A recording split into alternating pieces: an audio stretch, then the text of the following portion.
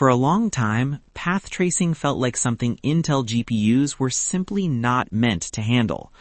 Most people still associate this level of lighting with high-end graphics cards from other brands, not Intel. So today, I wanted to test that assumption.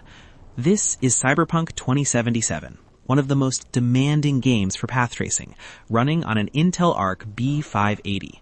In the first part of the test, XeSS is turned off, showing raw performance with no upscaling or shortcuts.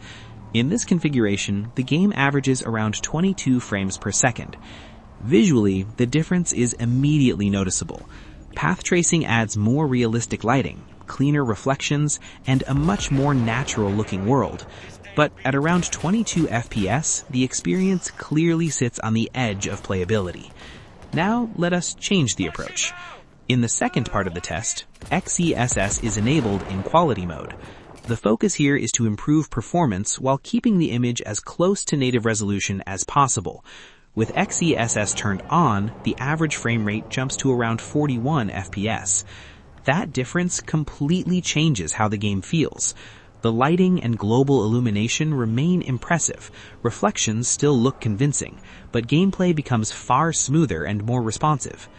This does not mean Intel is suddenly competing with the most powerful GPUs on the market, but it does show real progress.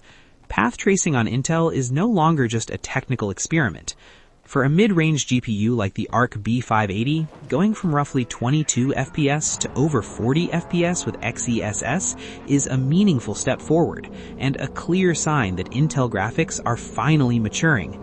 So the question is no longer, can Intel do path tracing? The real question is how far Intel can push it next.